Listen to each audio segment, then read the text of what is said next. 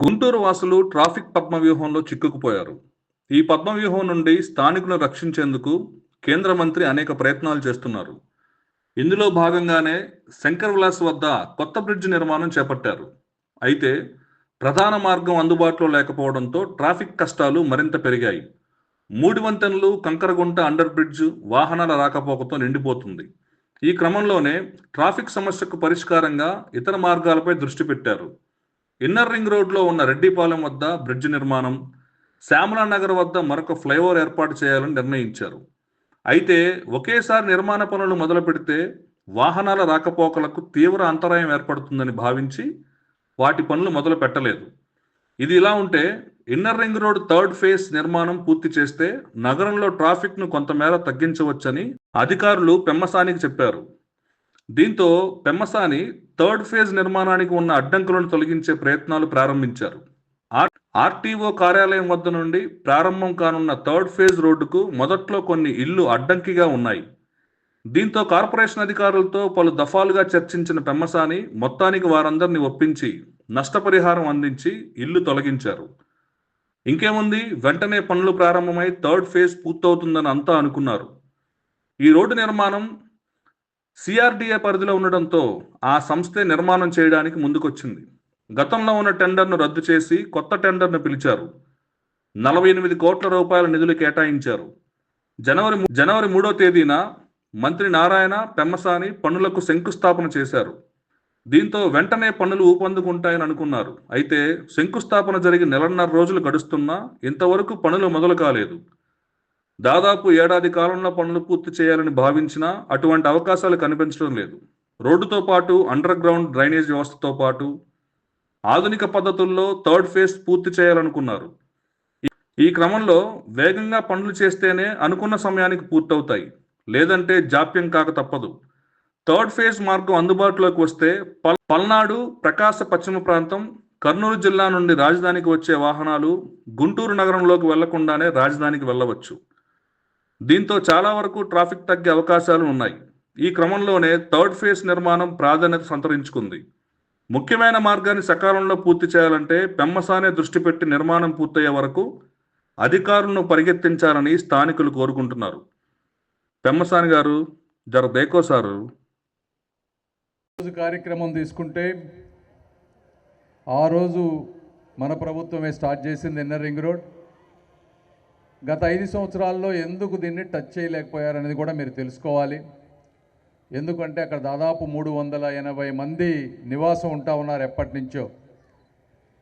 ఈ రాష్ట్రంలో ఎవరికైనా సరే ఈ విధంగా పేదలు ఒక ప్రాంతంలో నివాసం ఉంటే వాళ్ళని టచ్ చేసి వాళ్ళకి ఒక సిస్టమేటిక్గా వేరే ప్రాంతంలో నివాసం ఇచ్చి గొడవలు లేకుండా ఆ ప్రాంతాన్ని ఖాళీ చేయాలంటే దానికి దమ్ము, ధైర్యం ఉండాలి, చేసే పట్టుదల ఉండాలి,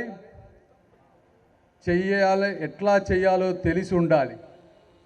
అవన్నీ చేయటం చేతగాక దాన్ని పూర్తిగా వదిలిపెట్టారు. అయితే మన ప్రభుత్వం వచ్చిన వెంటనే కలెక్టర్గా పనిచేసినటువంటి రామాంజనేయులు గారికి దీని మీద మంచి అవగాహన ఉండటం, అదేవిధంగా కమిషనర్ గారు, మేయర్ గారు వీళ్ళందరూ స్థానిక నాయకులతోటి, కార్పొరేటర్లతోటి కలిసి వారందరినీ 1కి 2 సార్లు మాట్లాడి దాదాపు 7 కోట్ల రూపాయల పరిహారం వాళ్ళందరికీ ఇచ్చి వాళ్ళ ఇళ్ళకి పోయేదంతా సిస్టమేటిక్గా చేశారు. కాబట్టి వాళ్ళందరూ కూడా ఒప్పుకొని బయటకు వెళ్ళారు. అది అయిన వెంటనే ఈరోజు 48 కోట్ల రూపాయలతో నారాయణ గారు నిధులు ఇబ్బంది ఉన్నా కూడా అమరావతి ప్రాంత నిధుల నుంచి తీసి దీనికి 48 కోట్ల రూపాయలు ఇచ్చారు. వారికి నేను మనస్ఫూర్తిగా ధన్యవాదాలు చెప్తా ఉన్నాను అందరికీ, నారాయణ గారికి. మీరందరూ కూడా ఒకసారి కరతాళ ధనులతో గుంటూరు ప్రాంత ప్రజల తరఫున మరొక్కసారి నారాయణ గారికి, ఎమ్మెల్యే గారికి, మేయర్ గారికి, కమిషనర్ గారికి, స్థానిక నాయకులకి, వారితో పాటుగా పబ్లిక్ హెల్త్ ఇంజనీరింగ్ డిపార్ట్మెంట్ వాళ్ళు టెండర్లు కూడా ఫాస్ట్గా చేసి ఈ కార్యక్రమాన్ని ముందుకు తీసుకొచ్చారు. అంటే రూల్స్ ఫాలో అవుతూనే తొందరగా మాకు కావాలి అంటే, ఎందుకంటే ఈ వర్క్ మొదలుపెట్టిన తర్వాత అవటానికి ఇంకా సంవత్సరం నుంచి 1 సంవత్సరం 6 నెలలు పట్టేటువంటి అవకాశం. ఎందుకంటే ఇది కేవలం రోడ్డు కాదు, రోడ్డుతో పాటు సెంటర్గా అండర్ గ్రౌండ్ డ్రైనేజ్, పక్కన డ్రైనేజ్ కాలువలు పెట్టి అద్భుతమైన రోడ్డు అయిపోతూ ఉన్నారు. అంటే చాలామంది ఇక్కడ ఉన్న వాళ్ళు కార్లు లేని వాళ్ళు అనుకోవచ్చు ఆ రోడ్డు వస్తే నాకేంటి అని. ఎన్నో అభివృద్ధి ఫలాలు జరుగుతాయి ఒక రోడ్డు వస్తే. ఎందుకంటే పల్నాడు నుంచి వచ్చే వాళ్ళందరూ కూడా సిటీలో నుంచి వెళ్లకుండా ఈ రోడ్లో నుంచి వెళ్ళిపోతారు. ఇప్పుడు అమరావతి డెవలప్ అవుతుంది. అమరావతికి రేపు ఆ ప్రాంతం నుంచి కొన్ని వేల వాహనాలు వస్తాయి క్యాపిటల్కి. వెళ్ళేటప్పుడు చుట్టుపక్కల ప్రాంతాల వాల్యూస్ పెరుగుతాయి, కొత్త కొత్త బిజినెస్లు వస్తాయి. కారుల్లో ప్రయాణించే వాళ్ళకి కావాల్సినటువంటి అనేక సౌకర్యాలు అంటే చిరు తిండ్లు కానీ లేకపోతే కొబ్బరి బొండాలు కానీ ఈ విధంగా పక్కన పెట్టుకునే షాపుల వాళ్ళకు కూడా ఎంతో మంచి జరుగుతుంది. అదేవిధంగా అక్కడ కన్స్ట్రక్షన్స్ అన్నీ వస్తే చిన్న చిన్న కార్మికులందరికీ కూడా ఇంజనీరింగ్ చేసిన వాళ్ళకి, ఆర్కిటెక్టులకి, బిజినెస్ డెవలప్ చేసే వాళ్ళకి, బిల్డింగ్ కట్టే వాళ్ళందరికీ కూడా వృత్తి పెరుగుతుంది, వారందరికీ కూడా ఆదాయం పెరుగుతుంది, గుంటూరు అభివృద్ధి చెందుతుంది. కాబట్టి ఇన్ని ప్రయోజనాలు ఉన్నాయి కాబట్టే 1కి 4 సార్లు మేమందరం కూర్చొని ఇది చేయటం మాకు కూడా ఆనందంగా ఉంది.